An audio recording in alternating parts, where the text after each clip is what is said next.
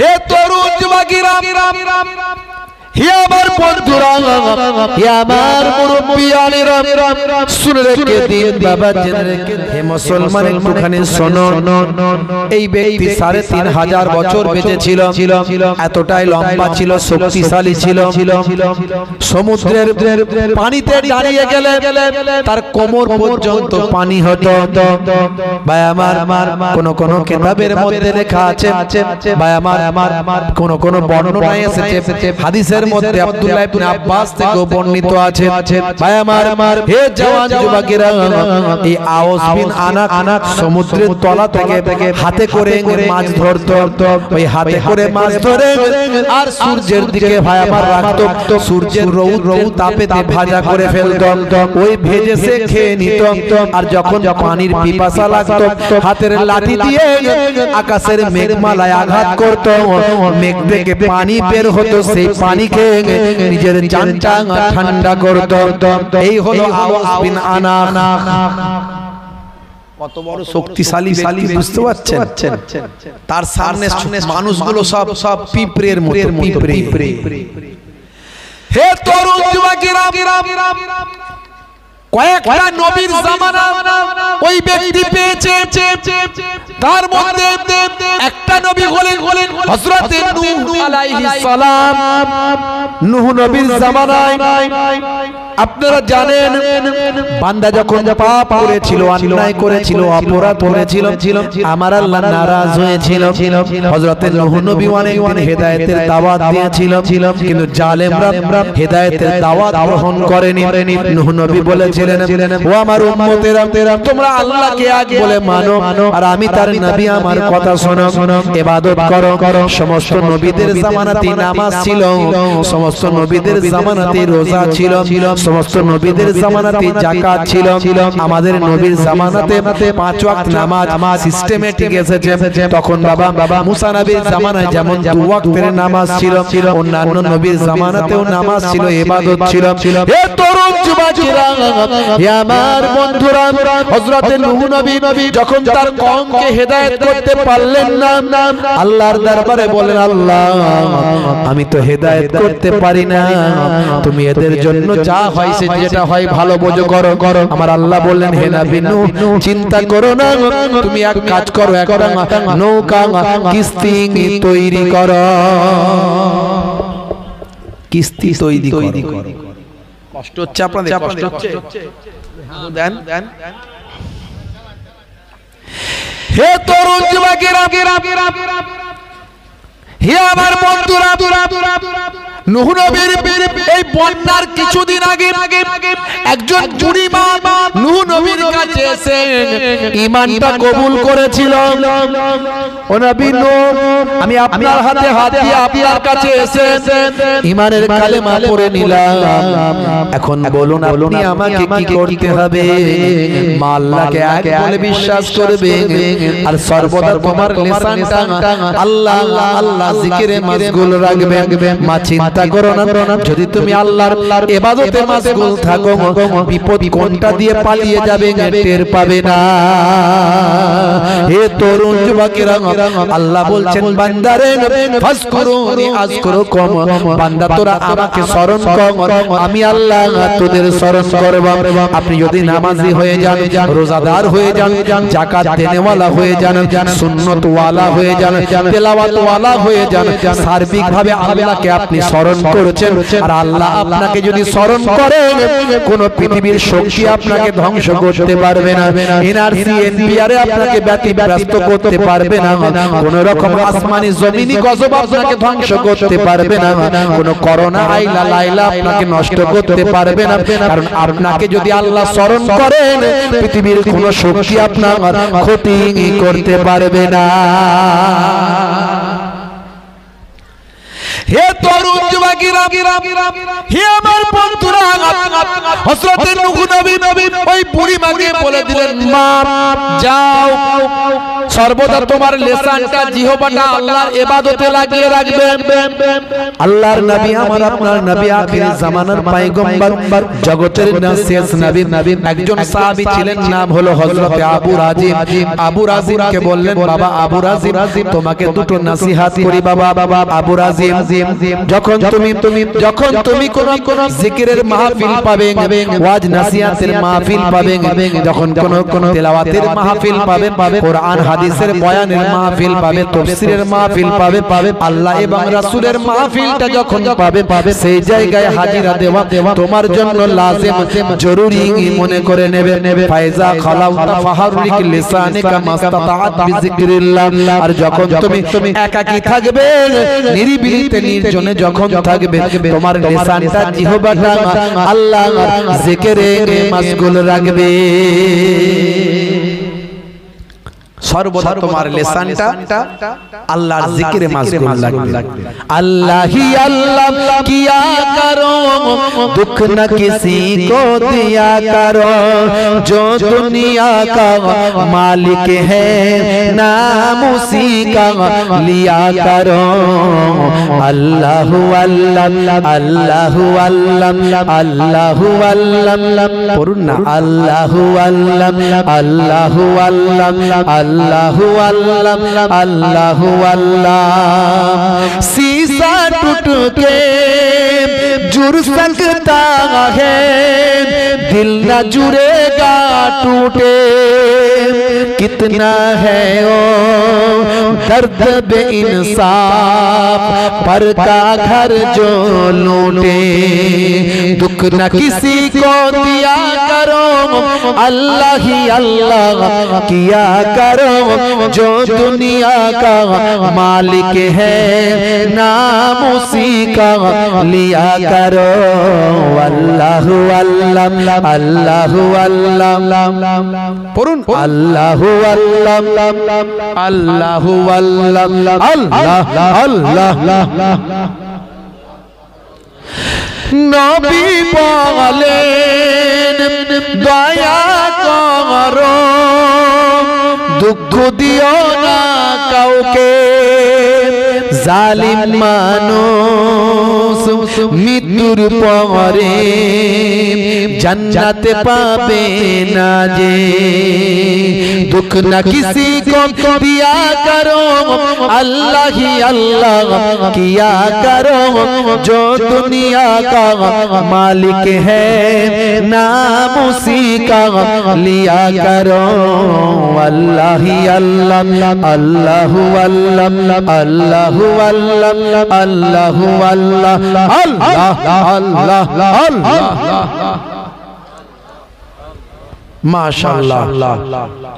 আমার নবী বলছেন, হে আবু রাজিম, তোমার লিসানটা জিহ্বাটা আল্লাহ আল্লাহ জিকিরে লাগিয়ে রাখবে। নূহ নবী বললেন, হে মা বুড়িমা, তোমার লিসানটা আল্লাহ আল্লাহ জিকিরে লাগিয়ে রাখবে। হে তরুণ যুবকেরা,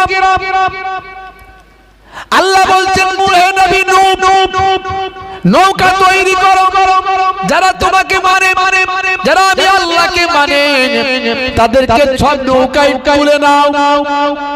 নৌকাটা তাহলে বিশাল তৈরি করতে হবে, ছোটখাটো নৌকা নয়, অনেক বড় নৌকা তৈরি করতে হবে। তার জন্য বিশাল বিশাল গাছ লাগবে। তৎকালীন যুগের বিশাল বিশাল গাছ নাম হচ্ছে ওক গাছ। এই ওক গাছ বিরাট গুড়ি, হাতিতে করে টানা যায় না, 20-50টা হাতি দিলে টেনে আনা যায় না। এই আমার আপনার মতো ছোট ছোট মানুষ, হাজার হাজার মানুষ লাগলেও চাগাতে পারবে না, এত বিশাল মোটা মোটা গাছ। ভাইরা আমার, হযরতে নূহ নবী আউস বিন আনাককে ডাকলেন। আউস বিন আনাককে বললেন, হে আউস বিন আনাক, এই ওক গাছের গুড়িগুলোকে এখানে আনতে হবে। আউস বিন আনাক বলল, এনে দিতে পারি হুজুর, কিন্তু পেট ভরে খাওয়াতে হবে। বড় পেটুক লোক ছিল, পেটুক মানে খাওয়া দাওয়া দিলে সব কাজ করে দেবে। এমনি মানুষটা ছিল সাদা সিধা, খেতে দিলি কাজ হবে। হযরতে নূহ নবী বললেন, হে আউস বিন আনাক, যাও কথা দিলাম তোমাকে আমি পেট ভরে খেতে দেব। এই বড় বড় গাছের গুড়িগুলো এগুলো নিয়ে আসো, বিরাট বড় নৌকা তৈরি করতে হবে। নৌকার পার তলাটা খুব মজবুত দরকার, এই জন্য ওই গাছের গুড়ি ছাড়া হবে না। তৎকালীন যুগের ভাই আমার বিশাল বিশাল গাছ, ওক গাছ, এই ওক গাছের গুড়িগুলো আনতে হবে, গাছগুলো আনতে হবে। আউস বিন আনাক বলল ঠিক আছে হুজুর। ভাই আমার দুই কাঁধে দুটো গুড়ি বিরাট বড় গাছকে চাগিয়ে নিল, নিয়ে এসে একেবারে সমতল ভূমিতে হযরতে নূহ নবীর কাছে গাছগুলোকে সেখানে ভাই আমার এসে শুইয়ে দিল। হযরতে নূহ নবীকে বলল, হে নবী নূহ, আপনি যদি আমাকে পেট ভরে খেতে না দেন, আবার যেখানকার গাছ সেখানেই গিয়ে রেখে দিয়ে আসবো। গাছ এনে দিয়েছি ঠিক আছে, কথা কিন্তু পেট ভরে খেতে দিতে হবে। পেট ভরে খেতে যদি না পায়, আবার যেখানকার গাছ সেখানে রেখে দিয়ে চলে আসবো। নূহ নবী বললেন সর্বনাশ, আল্লাহ মালিক, আল্লাহ হেফাজতের মালিক। নূহ নবী বললেন, এই যে বাবা দুটো রুটি রেখেছি, এই যে দুটো রুটি রেখেছি, বিসমিল্লাহ বলে খাও বাবা, বিসমিল্লাহ বলে খাও। দেখছেন বিসমিল্লাহর বরকত, বলে বিসমিল্লাহ বলে খাও। এমন সময় আউস বিন আনাক বলছে, হে নবী নূহ, আমি বিসমিল্লাহ বলে দুটো রুটি খেয়ে নিচ্ছি, তো আমার এক কোণে চলে যাবে, এক কোণেও যাবে না, এক পুটলির মতো একটা বিন্দুর মতো হবে। তুমি খাবার রেডি করো, আমি বিসমিল্লাহ বলে খাচ্ছি।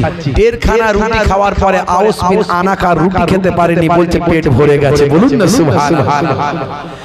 হে তরুণ যুবকেরা, হে আমার বন্ধুরা, শুনে রেখে দিন বাবা, জেনে রেখে দেন হে মুসলমান, সেই আউস বিন আনাক মুসা নবীর জামানা পর্যন্ত পেয়েছে। মুসা নবীর জামানা যখন এসে হাজির হলো, তখন সে বেঈমান হয়ে গেল। কিপ্তিরা তাকে ভাই আমার খাবারের লোভ দেখিয়ে তাকে কন্ট্রোল করে নিল। তৎকালীন যুগে কিপ্তিদের জন্য আল্লাহ আসমানি রহমত নাজিল করেছিল। ভাই আমার তরুণ যুবকেরা, আমার হে আমার মুরব্বী, তৎকালীন যুগের খাবারগুলো আল্লাহ অনেক বড় বড় দিয়েছিল। একটা আনারের বীজ, একটা আনারের দানা, দুইজন মানুষ পেট ভরে খেতে পারত। এই রকম বড় বড় আনারের বীজ সাইজ আল্লাহ করেছিলেন কিপ্তিদের জন্য। ভাইরা আমার, কিপ্তিরা আউস বিন আনাককে খাবারের অজুহাত দিয়ে তাদেরকে পৌতলিকতা বাদে ভাই আমার মুশরিক করে ফেলেছিল। বাবা আউস বিন আনাককে খাবার দিয়ে আউস বিন আনাক ভাই আমার মুশরিক করে ফেলেছিল, শিরক ওয়ালা করে ফেলেছিল। হযরতে মুসা কালিমুল্লাহ আউস বিন আনাকের কাছে লোক পাঠালেন 12টা, বনি ইসরাইলের 12টা গোত্র থেকে 12টা গোত্র প্রধান লিডার। হযরতে মুসা কালিমুল্লাহ কিপ্তিদের হেদায়েতের জন্য, আউস বিন আনাকের হেদায়েতের জন্য 12টা লোক পাঠালেন, 12টা প্রতিনিধি করে 12টা লিডার করে পাঠালেন। তারা যখন কিপ্তিদের মাঝখানে গেল, এমন সময় আউস বিন আনাকের সঙ্গে দেখা। আউস বিন আনাক বলল, আগে কিপ্তিদের সঙ্গে কথা পরে বলবে, তারা আমাকে পেট ভরে খাওয়ায়, আমি তাদের প্রতি কৃতজ্ঞ। আগে আমার সঙ্গে কথা বলো, তোমরা কি বলতে চাও? বলে, আমরা মুসা নবী আমাদেরকে পাঠিয়েছেন কিপ্তিদেরকে এবং তোমাকে দ্বীনের দাওয়াত দিতে এসেছি। তোমরা এই সমস্ত মুশরিকি কাজ ছেড়ে দিয়ে আল্লাহকে আগে বলে মানো, আর মুসা নবীকে নবী বলে মানো। এই কথা বলার সঙ্গে সঙ্গে আউস বিন আনাক 12 জন গোত্র প্রধানকে লিডারকে একটা হাতুর তালুর ভিতরে ভরে নিয়েছে, সবাইকে হাতে তালুতে নিয়েছে। বলে, ও সব কথা বাদ দাও, মুসাকে বলো আমার সঙ্গে মোকাবেলা করতে। কেন আমার সামনে এসেছো? তোমাদের চিবিয়ে খেয়ে নেব। ভাই আমার হাতের তালুতে নিয়ে টিপে মেরে ফেলতে যাচ্ছিল, তখন গোত্রপতিরা সব বললো, আমাদেরকে ছেড়ে দাও, মেরে কি হবে। গোত্রপতিদেরকে দেখে তার মনে দয়া হলো, ছেড়ে দিয়েছে। খুবই সংক্ষেপ করে বলছেন, হে তরুণ যুবকেরা, ভাবুন একবার কত বড় শক্তিশালী মানুষ পৃথিবীতে আল্লাহ পাঠিয়েছেন। ফেরাউনের নাম আপনারা শুনেছেন, নমরুদের নাম শুনেছেন, কারুনের নাম আপনি শুনেছেন, ভাই আমার হামানের নাম শুনেছেন, সাদ্দাদের নাম শুনেছেন, কারুনের নাম আপনি শুনেছেন। কারুন কোন কারণ? যে কারণ মুসা নবীর চাচাতো ভাই ছিল সম্পর্কে, পাড়া সম্পর্কে। মুসা নবীর বংশের মধ্যে ছিল কারণ চাচাতো ভাই। হে তরুণ যুবকেরা, শুধু তাই নয়, ফেরাউনের রাজদরবারের উজির ছিল, ফেরাউনের উজিরও ছিল এই কারণ। এত ধন সম্পদ আল্লাহ তাকে দিয়েছিলেন, সোনা রূপা মণি মুক্তা, ভাই আমার প্রবাল, ভাই আমার হিরে, যত রকম ভাই আমার প্রাকৃতিক সম্পদে তাকে পরিপূর্ণতা আল্লাহ দান করেছিলেন। সে ছিল সেই জামানার এক নাম্বার ধনী। তার সিন্ধুকের এত চাবি ছিল, সিন্ধুকের এত চাবি ছিল, আমার আল্লাহ বলেন ভাই আমার একদল বলবান ক্ষমতাশালী লোক সিন্ধুকের চাবি বইতে কষ্ট বোধ করত। কোরআন মাজিদ খুলুন, সূরার নাম সূরা কাসাস, আয়াত নাম্বার হলো 76। আমার আল্লাহ কোরআন মাজিদের মধ্যে বলছেন, ইন্নাল কারুন কানা মিন কওমি মূসা ফাবাগা আলাইহিম ওয়া আতাইনাহু মিনাল কুনুজ মা ইন্না মাফাতিহাহু লাতানু বিল উসবাতি উলিল কুওয়াতি ইয ক্বালা লাহু কওমুহু লা তাফরাহ ইন্নাল্লাহা লা ইউহিব্বুল ফারিহিন। এ তরুণ যুবকেরা, আমার আল্লাহ বলছেন কারণ ছিল মুসার সম্প্রদায়ভুক্ত, কিন্তু সে তাদের প্রতি উদ্ধত আচরণ করেছিল। আমি তাকে এমন ধন ভান্ডার দিয়েছিলাম যে তার চাবিগুলো বহন করার জন্য একদল ক্ষমতাবান লোকের পক্ষে কষ্টকর ছিল। স্মরণ করো তার সম্প্রদায়ের তাকে বলেছিল, ধন সম্পদ নিয়ে গর্ববোধ করো না, ইন্নাল্লাহা লা ইউহিব্বুল ফারিহিন, আল্লাহ গর্বিতদের পছন্দ করেন না। এই কারণ এত সম্পদশালী, কিন্তু ছিল কৃপণ, কিন্তু ছিল কঞ্জুস কৃপণ। মুসা নবী তাকে দেখলেই বলতো, কারণ এত ধন সম্পদের মালিক তুমি এত বড় ধন সম্পদের মালিক, তোমার জন্য যাকাত দেয়া ফরজ, তুমি যাকাত দাও, যাকাত দাও। এই যাকাত দেব সে দেবে না, সে যাকাত দেবে না। আচ্ছা, সমাজে এখন এরকম লোক আছে না নাই? ধন সম্পদের অনেক টাকার মালিক যাকাত দিতে চায় না, আছে না? বলেন, কষ্ট হচ্ছে আপনাদের? যাকাত দিতে চায় না এরকম লোক আছে না নাই? আবার যদিও দেয়, দেখা গেল কোটি কোটি টাকার মালিক, লক্ষ লক্ষ টাকা যাকাত, সে দিচ্ছে ক টাকা? ৫-১০ হাজার টাকার লুঙ্গি কিনে ৩ দিন ধরে বিরাট লম্বা লাইন করে ছবি তুলছে আর দিচ্ছে, বলছে যাকাত বিরাট দিচ্ছে। আছে না নাই? যাকাত দেওয়ার উদ্দেশ্য কি? গরিবি হাটাও, দেশ বাঁচাও। সর্বনাশ করছে, রাত অনেক হয়েছে, বোঝা যাচ্ছে। গরিবি হাটাও, দেশ বাঁচাও। ভাইরা আমার, তরুণ যুবকেরা আমার, যাকাতের উদ্দেশ্য হলো এটা, তাই তো নাকি? তাই তো নাকি? ভাইরা আমার, এখন লোকে যাকাত দেওয়াকে মুসিবত মনে করে। যদি ঠিকঠাক মানুষ যাকাত দিত, আপনার প্রতিবেশী আশপাশের মানুষগুলো কি আর গরিব থাকতো? সব তারা বড়লোক হয়ে যেত, প্রত্যেকই যাকাত দেনেওয়ালা হয়ে যেত। জোরে বলুন সুবহানাল্লাহ। আল্লাহ কোরআন মাজিদে যাকাত দেওয়া আপনার আমার জন্য ফরজ করেছেন, কিন্তু দুর্ভাগ্য মুসলমান আমরা যাকাত ছেড়ে দিয়েছি, ঠিকমতো হিসাব করে দিই না। হে তরুণ যুবকেরা, কারণ ছিল কৃপণ, যাকাত দিতে চাইতো না। মুসা নবীও ছাড়নেওয়ালা মানুষ নয়। যখনই রাস্তাঘাটে দেখা হতো, কারণ যাকাত দাও, সে বলতো, হে নবী মুসা, তুমি আর কাউকে পাও না, শুধু আমাকে দেখো। এমন কি আমি টাকা পয়সার মালিক হয়েছি যে শুধু আমাকে যাকাত দিতে বলো? ভাইরা আমার, মুসা নবীর সঙ্গে বিয়াদবি তো করতে পারে না, কারণ মুসা নবী হাতের লাঠিটা ছাড়লে বিরাট সাপ হয়ে দৌড়ায়। কথা ঠিক না ভুল? ভয় আছে না নাই? পাল্লি তো যাকে খেতে বলবে খেয়ে নেবে। মুসা নবীকে আল্লাহ এমন ক্ষমতা দিয়েছিলেন, বগলের ভিতর দিয়ে হাতটাকে গোল করে ঘোরালে সূর্যের মতো আলো হতো। মুসা মুসা নবী রাগী মানুষও ছিলেন। আজরাইল ফেরেশতাকে এমন চড় মেরেছিলেন চোখ খুলে গিয়েছিল বলে এক রওয়ায়াতে পাওয়া যায়। হে তরুণ যুবকেরা, হে আমার মুরব্বিয়ানেরা, এক কিপ্তি ভাই আমার বনি ইসরাইলের এক লোকের সঙ্গে তর্ক করছে, ঝগড়া করছে, কথা শুনে না। মুসা নবী বোঝাচ্ছেন, বোঝে না, শেষে এক চড় মেরেছে, মারা গেছে, হয়েছে না হয়নি। হে তরুণ যুবকেরা, মুসা নবীর সামনে যখনই দেখা হয় কারুনের, মুসা নবী বললে কারুন যাকাত দাও, কিন্তু সে বলে যাকাত দিতে পারবো না মুসা, আমার কষ্ট মেহনতের পয়সা আমি দেব না।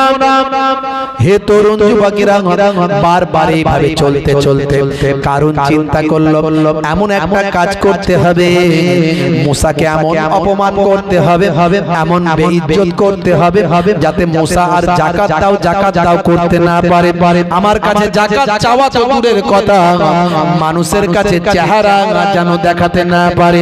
মাথায় বুদ্ধি আসলো, সেই জামানার সবচেয়ে বড় বেশ্যা মহিলা, তার নাম হলো সাবজা, শুদ্ধ ভাষায় বললে পতিতা নারী। সেই জামানার সবচেয়ে সুন্দরী, যাকে কে না চেনে বাবা সাবজা বলে তাকে নাম, কেউ তাকে নামে চেনে, কেউ তাকে কামে চেনে।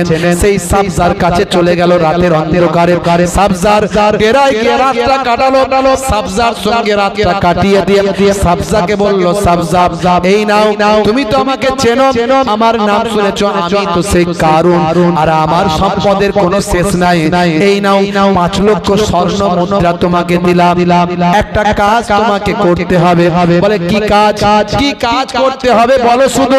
বলে কাজ যদি সাকসেসফুল হয় আরো টাকা দিয়ে তোকে ঢাকা ফেলে দেব, অমুক দিনের অমুক সময়ে আমাদের হেড মস্তান, আমাদের আল্লাহ ভাই আমার, সে নিজেকে আল্লাহ বলে দাবি করেছিল, আপনারা জানেন তার নাম কি নাম ছিল? আমরা কি বলি ফেরাউন। ফেরাউন মানে এটা উপাধি, এটা কি একটা লাকাব। মুসা নবীর জামানায় এক ফেরাউন ছিল, ইব্রাহিম নবীর জামানায় এক ফেরাউন ছিল। ফেরাউন মানে একটা উপাধি, যেমন সুলতান, রাজা, বাদশা।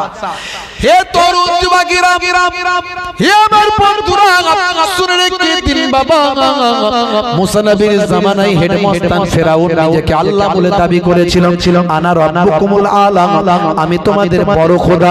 এমন সময় ভাই আমার দোস্ত আমার কারুন বলল, হে সাবজা, আমাদের হেড মস্তানের জন্মদিন, আমাদের আল্লাহর জন্মদিন, বলুন না নাউজুবিল্লাহ। বন্ধুরা আমার, অমুক দিনে আমাদের ফেরাউনের জন্মদিন, রাজ দরবারে খাওয়া দাওয়া, খানা পিনার ভালো ব্যবস্থা, শত শত মানুষ উপস্থিত হবে, আর যেখানে লোক জামায়াত হয় সেখানে মুসা কালিমুল্লাহ গিয়ে আল্লাহ এবং সুন্নতের দাওয়াতটা সেখানে দেয়।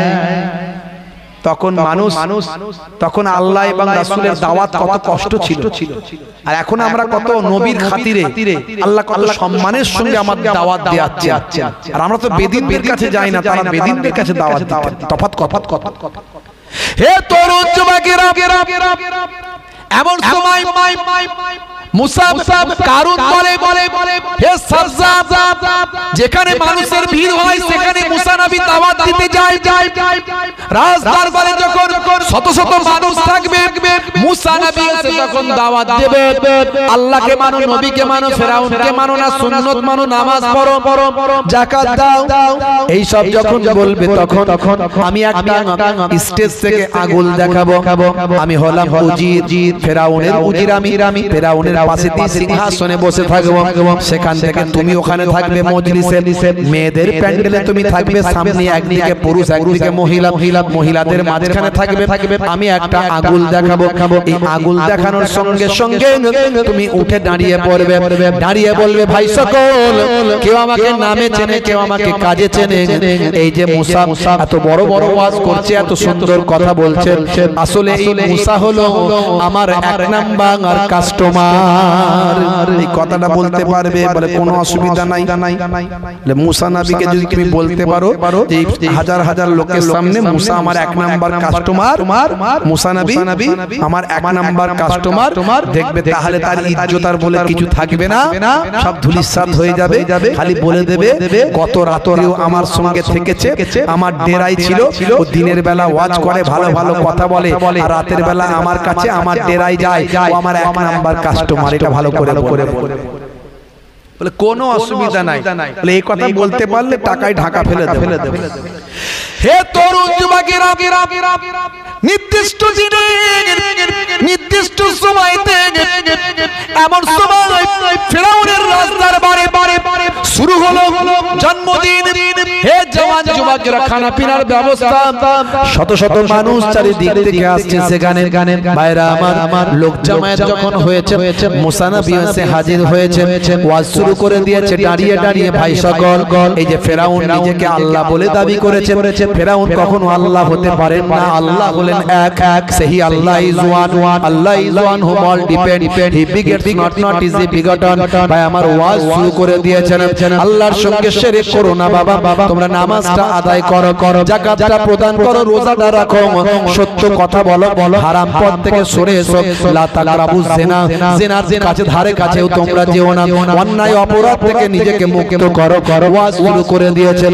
মুসা নবী দেখতেও যেমন সুন্দর ছিলেন, কণ্ঠও তেমন সুন্দর ছিল। নবীরা রাসূলরা প্রত্যেক জামানাতে দেখতেও সুন্দর হন আর কণ্ঠও সুন্দর হয়। মুসা নবীর কথা শুনে সকলে মোহিত হয়ে গেল, হৃদয়টা বিগলিত হতে লাগলো। সাবজাও মনোযোগ দিয়ে ওয়াজ শুনে সাবজার হৃদয়টা পরিবর্তন হতে থাকে। এত সুন্দর ওয়াজ, এত সুন্দর কথা, সাবজা মনে মনে ভাবে জীবনে জিন্দেগিতে আর কখনো আমি শুনি না। এমন সময় পুরো মজলিস যখন মুসা নবীর কথা শুনে বিভোর হয়ে গেছে, সেই সময় দেখতে সর্বনাশ, কারণ তখন একটা আগুন তুলেছে, তার মানে সাবজা এবার ওঠো। তো ওটা তো দূরের কথা, ওটা তো দূরের কথা, সাবজা ওঠা তো দূরের কথা। ভাই আমার, সে মুসা নবীর ওয়াজ শুনে অস্থির পাগল হয়ে গেছে। কারণ চিন্তা করছে সর্বনাশ, আমার তো সব প্ল্যান নষ্ট হয়ে যাবে। একটা আগুন তুলেছে তো ভালো করে তাকাচ্ছে না আমার দিকে, কারণ নিরুপায় হয়ে দুটো আগুন তুলেছে। একটা আগুলে যখন কাজ হয়নি, দুটোতে নিশ্চয় হবে। দেখছে দুটোতেও কোনো কাজ নাই, শেষে নিরুপায় হয়ে তিনটে আগুন তোলার পরেও কোনো কাজ নাই। সাবজা মুসা নবীর ওয়াজ শুনে হৃদয়টা তার বিগলিত হয়েছে, অধীর আগ্রহে ওয়াজ শুনছে। হাই রে হাই, জীবনে এমন ওয়াজ কখনো শুনি না।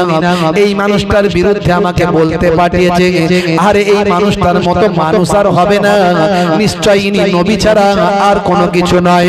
ভাইরা আমার, এমন সময় পরিস্থিতি এমন বেগতিক দেখে ভাই আমার কারণ কি করলো, স্টেজ থেকে নেমে গেল, পেছন দিক থেকে ঘুরে মেয়েদের প্যান্ডেলের ভিতর দিয়ে ঢুকলো। যেখানে যায় রাস্তা ছেড়ে দেয়। জমিদার বলে কথা, ধনী মানুষ বলে কথা, সবাই তো চেনে, কিন্তু অবাক হয়ে যায় মেয়েদের মজলিসে কেন কারণ যায়। ও বাবা, রাস্তা ছেড়ে দেওয়ার পরে আস্তে আস্তে সাবজার পেছনে গিয়ে বসে বলল।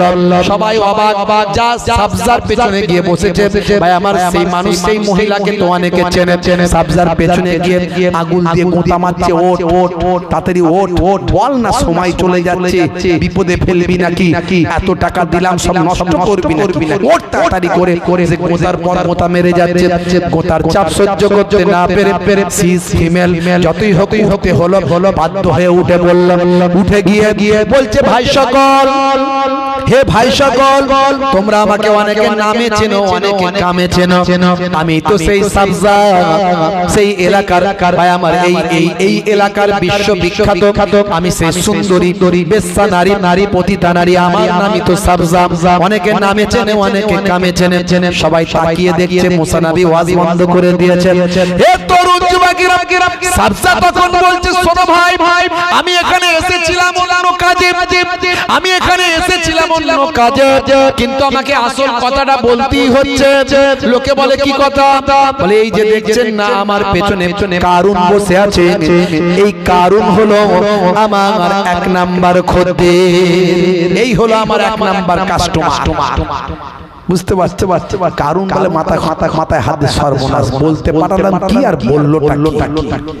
এমন সময় সাবজা বলে, ভাই শোনো, ভাই সকল শোনো, এই কারণ আমাকে নিয়ে এসেছে ভাড়া করে, এই দেখো 5 লক্ষ স্বর্ণ মুদ্রা আমি ওর মুখে ছুঁড়ে ফেলে দিলাম, আমার লাগবে না।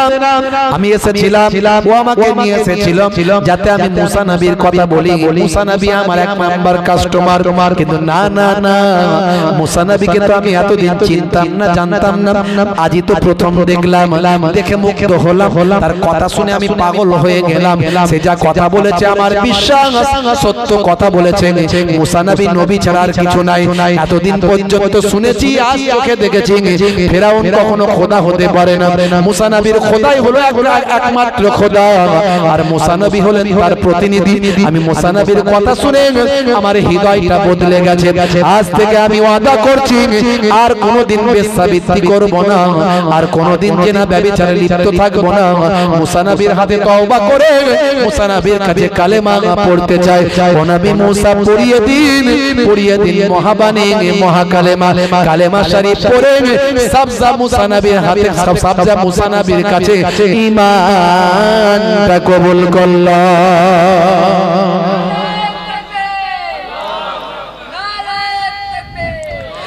হে তরুণ যুবকেরা, হে আমার বন্ধুরা, সাবজা আসল কথা সব বলে দিল। এই কারণ আমাকে ভাড়া করে নিয়ে এসেছে মুসা নবীকে অপমান করার জন্য, আর বলেছে যদি আমি অপমান ঠিকঠাক করতে পারি আমাকে টাকা দিয়ে ঢাকা ফেলে দেবে। কিন্তু আমি পারলাম না, আমি অন্যায় করতে পারলাম না, আমি গুনাহগার পাপী, আমি বেশ্যা নারী হতে পারি। কিন্তু আল্লাহ এবং রাসূলের বাণী শুনে আমার হৃদয়টা পরিবর্তন হয়েছে।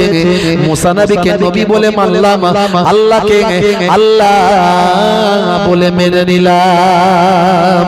হে তরুণ যুবকেরা, হে আমার বন্ধুরা, এই কথা শুনে মুসা নবী রাগান্বিত হলেন, চোখ লাল হয়ে গেল। ভীষণ রাগী নবী, ভীষণ রাগী পয়গম্বর। হে জওয়ান যুবকেরা রাগান্বিত হলেন। ভাই আমার সেই সময় বললেন, হে সকলেরা, তোমরা যারা মজলিসে আছো সবাই এখান থেকে চলে যাও। বলার সঙ্গে সঙ্গে মুহূর্তের মধ্যে মজলিস ফাঁকা হয়ে গেল। মুসা নবীর হাতের লাঠি ছাড়লে সাফ হয়ে যায়, সবাই ফাঁকা হয়ে গেল। সাবজাও চলে গেল, সাবজা মুহূর্তের মধ্যে চলে গেল। মুসা নবী একথা বললেন, সবাই চলে গেল, কিন্তু কারুন উঠতে পারে না। কারুনের পেছনে যেন ফেভিকল লাগানো হয়েছে, সে আর উঠতে পারে না।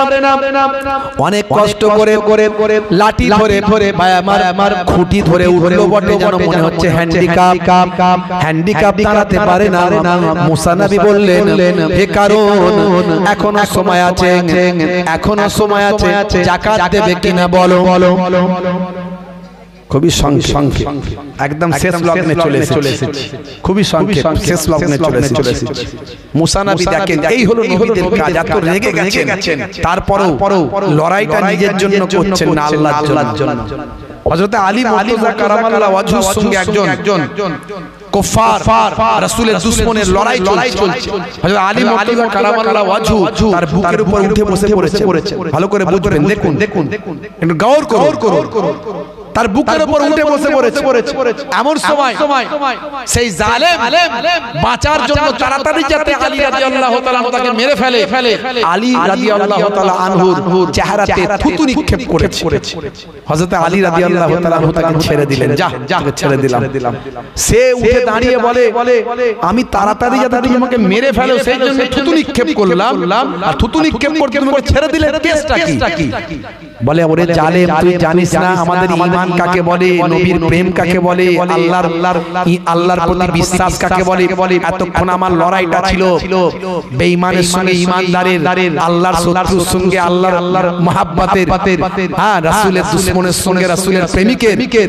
এতক্ষণ আমি লড়াইটা করছিলাম আল্লাহ এবং রাসূলের জন্য। আর যখন তুমি থুতু নিক্ষেপ করলে, যখন তুই থুতুটা আমার চেহারায় দিলি, আমার রাগ হয়ে গেল। তখন আমার মোটিভটা চেঞ্জ হয়ে গেল। এবার আমার রাগ চলে এলো, মনে হলো যেন আমি নিজের জন্য লড়াই করছি। আমি আমার নাফসকে কন্ট্রোল করে, আমি রাগকে কন্ট্রোল করে, আমি আমার নিজের জন্য তোকে মারবো না, এই জন্য আমি তোকে ছেড়ে দিলাম। দেখেছেন, এই নাম ইসলাম। আমরা ইসলামটা বুঝতে হবে। আমরা আল্লাহ এবং রাসূলের জন্য লড়াই করি না, লড়াই করি নিজের জন্য, নাফসের জন্য। নাফসকে কন্ট্রোল করতে হবে। তরুণ যুবকেরা, আমার মুরব্বিয়ানিরা, আমার একেবারে সংক্ষেপ করে বলে দিচ্ছি, শুনুন। এমন সময় মুসা কালিমুল্লাহ সব রাগকে কন্ট্রোল করলেন, করে আবার সে বললেন, হে কারণ এখনো বাঁচার সুযোগ আছে। অনেক ষড়যন্ত্র করেছো, আমাকে অপমান করার চেষ্টা করেছো, আমি যাতে মুখ দেখাতে না পারি তার চেষ্টা করেছো, আমাকে অসম্মান করার জন্য একজন মহিলাকে ভাড়া করে নিয়ে এসেছো, সে তো হেদায়েত হয়ে গেল। হে কারণ এখনো সময় আছে, বলো তুমি যাকাত দেবে কিনা, বলো। কারণ বললো বুঝতে পেরেছি সব জাদু মন্ত্র দিয়ে কন্ট্রোল করে নিয়েছো তুমি, আমি মরে গেলেও যাকাত দেব না। মুসা কালিমুল্লাহ বলে আর কোনো রাস্তা নাই, আর বাঁচানোর তোমাকে কেউ রাস্তা নাই। শোনো তাহলে যখন যাকাত যখন দেবে না, আমি আল্লাহর দরবারে জানিয়ে দিচ্ছি, ইয়া আর খুজ বলার সঙ্গে সঙ্গে হে জামিন কারুনকে টেনে নাও, বলার সঙ্গে সঙ্গে কারুনের হাঁটু পর্যন্ত শুকনো জমিনে গেড়ে গেল। এরপরও মুসা নবী প্রত্যেকটা নবী প্রত্যেকটা রাসূল প্রত্যেকটা ওলিয়া যারা হাক্কানি আলেম তাদের মোটিভ যতক্ষণ ওয়াজ করবে বান্দা যাতে আল্লাহকে মানে নবীকে মানে সর্বদা এটাই তাদের চেষ্টা থাকে। এরপরও মুসা কালিমুল্লাহ বলছেন হে কারণ এখনো বাঁচার রাস্তা আছে, এখন হাঁটু পর্যন্ত গেড়েছে, এখনো বলো যাকাত দেবে কিনা। জালেম বলে মরে গেলেও যাকাত দেব না, তোমার জাদু মন্ত্র দিয়ে যা খুশি করো। তখন মুসা নবী দেখলেন নিরুপায়, তখন আবার রাগান্বিত হয়ে আল্লাহকে সন্তুষ্ট করার জন্য আবার বললেন ইয়া আরদ খুজ, হে জমিন কারুনকে টেনে নাও। বলার সঙ্গে সঙ্গে বুক পর্যন্ত শুকনো জমিনের ভিতর গেড়ে গেল। তখন হযরতে মুসা কালিমুল্লাহ আবার বললেন হে কারুন এখনো সময় আছে, এখনো সময় আছে, হে কারুন এখনো সময় আছে, যাকাত দেবে কিনা বলো। ভাই আমার দোস্ত আমার যাকাত দেওয়ার কথা শুনছি, কারণ রাগান্বিত হয়ে বলেন জান চলে যাবে তবু যাকাত দেব না। মুসা কালিমুল্লাহ বললেন তাহলে আর কোনো বাঁচার রাস্তা নাই। ইয়া আর খুজ বলার সঙ্গে সঙ্গে জমিন তাকে সারা শরীরটা মাটির তলায় ঢুকিয়ে নিল। শুধু কারণ মাটির তলায় গেড়ে গেল না, ঢুকে গেল না, তার সম্পদ মাল মাতা সবকিছু কি আল্লাহ জমিনের তলায় তলিয়ে দিলেন। এই ঘটনাটাকে সুন্দরভাবে আল্লাহ কোরআন মাজিদে বর্ণনা করেছেন। সূরার নাম হলো সূরা কাসাস, আয়াত নাম্বার হলো 81। এই 81 নাম্বার আয়াতে আমার আল্লাহ সুন্দর করে বলছেন ফাখাসাফনা বিহি ওয়া বিদারিহিল আরদ ফামা কানা লাহু মিন ফিয়াতিন ইয়ানসুরুনাহু মিন দুনিল্লাহি ওয়া মা কানা মিনাল মুনতাসিরিন। হে তরুণ যুবকেরা, অতঃপর আমি ভূগর্ভে পতিত করলাম কারণকে ও তার প্রাসাদকে, আল্লাহ ব্যতীত তাকে সাহায্য করার কোনো দল ছিল না, আর সে নিজেকে রক্ষা করতে পারল না। ভাই আমার তার সমস্ত সম্পদ সে নিজে বা তার সম্পদ প্রাসাদ সমেত সব ভাই আমার মাটির তলায় জমিনের তলায় তলিয়ে গেল। আজও চলে যাবেন কায়রো থেকে 80 কিলোমিটার দূরে একটা হ্রদ আছে। এই হ্রদটা বাবা ভাই আমার কারণ হ্রদ নামে খ্যাত। এই হ্রদে আজও মানুষ দেখতে যায় যে জায়গায় কারণ তার সম্পদ সহ জমিনের তলায় তলিয়ে গিয়েছিল। এরই জন্য বলবো আল্লাহর সঙ্গে নাফরমানি নয়, আমার নবীর খাতিরে আল্লাহ আমাদের হেফাজত করছেন, কিন্তু আল্লাহ নারাজ হয়ে গেলে বিপদ গজব মুসিবত বিভিন্ন দিক থেকে এসে হাজির হয়। হে তরুণ যুবকেরা, নামাজটা পড়ুন, রাসূলের সুন্নাতটা মানুন, রোজাটা রাখুন, যাকাতটা দিন। ভাই আমার কোনো রকম কৃপণতা করবেন না, ইসলামের ব্যাপারে সদয় হয়ে যান। ভাই আমার দান করুন, সাদকা করুন, ইসলামের জন্য ফি সাবিলিল্লাহ, আল্লাহকে খুশি করার জন্য খরচা করুন। আমার আল্লাহ আপনার দানকে আপনার ইবাদতকে কবুল ও মঞ্জুর করে কাল কিয়ামতের দিনে নাজাতের জারিয়া বানিয়ে দেবে। জোরে হবে না ভাইরা আমার, তরুণ যুবকেরা আমার, মুরব্বিয়ানেরা আমার, মুসলমান একটুখানি আপনাকে আমাকে খেয়াল করতে হবে, লক্ষ্য রাখতে হবে, যাতে করে আমরা বেনামাজি না হয়ে যাই, বেরোজাদার না হয়ে যাই, আমরা যেন যাকাত বিহীন না হই, যাকাত ছাড়া যেন আমাদের জীবন না চলে। একটুখানি আপনাকে আমাকে আজ থেকে প্রতিজ্ঞাবদ্ধ হতে হবে। অনেকগুলো সুন্নতের কথা বললাম, ডান দিকে কাত হয়ে ঘুমানো সুন্নত, পায়ের গিরার নিচে যেন পোশাক না চলে যায়, চেটে পুচে খাওয়া সুন্নত, রাস্তা দিয়ে যাবেন যখন পেরেক পাথর কাঁচ ভাঙা পড়ে আছে সাইড করে দেবেন। ইয়া আবাজার লা তাহকিরান্নাল মারুফা সাইয়্যাদ, বাবা আবুজার তোমার ছোট ছোট কাজগুলোকে কাজ ছোট মনে হতে পারে, কিন্তু এই ছোটগুলোই রহমতের দরিয়া বর্ষণ করে দেবেন। আজ থেকে প্রতিজ্ঞা করুন, এত সুন্নত যা বললাম তার মধ্যে সবচেয়ে বড় সুন্নত হলো মুখের দাড়ি। এই মুখের দাড়িটা আপনি রাখবেন। আর এখন বিরাট কোহলি, হরভজন সিং, লিওনেল মেসি এরা সব মুখের দাড়ি রেখেছে। পৃথিবীর কত বড় বড় সেলিব্রিটিরা মুখের দাড়ি রেখেছে, ফ্যাশন দাড়ি। কিন্তু আপনি দাড়িটা ছোট হোক আর বড় হোক রাখবেন সুন্নত ওয়ালা দাড়ি, নবীর সুন্নত মনে করে রাখবেন। আজ ছোট আছে কাল বড় হয়ে যাবে, সুন্নত মনে করে যদি রেখে থাকেন, কবরে যদি চলে যান এই অবস্থায় মুনকার নাকির ফেরেশতা এসে বলবে মান রব্বুকা, দেখতে পাবে মুখে দাড়ির দেখা, হতে পারে এই দাড়িটা হবে নাজাতের জারিয়া। বন্ধুরা আমার যাই হোক একটুখানি আপনাদের খেদমত থেকে বিদায় নেওয়ার আগে আগামী বছর এই পাক মাহফিলটার জন্য একটুখানি দান চাইবো। কারুনের মতো কৃপণতা করবেন না, যার দেওয়ার ক্ষমতা আছে কারুনের মতো কৃপণতা করবেন না, বখিলিপনা করবেন না। বখিল হলো আল্লাহর শত্রু আর কৃপণ হলো আল্লাহর শত্রু, দাতা হলো আল্লাহর বন্ধু। জোরে বলুন সুবহানাল্লাহ।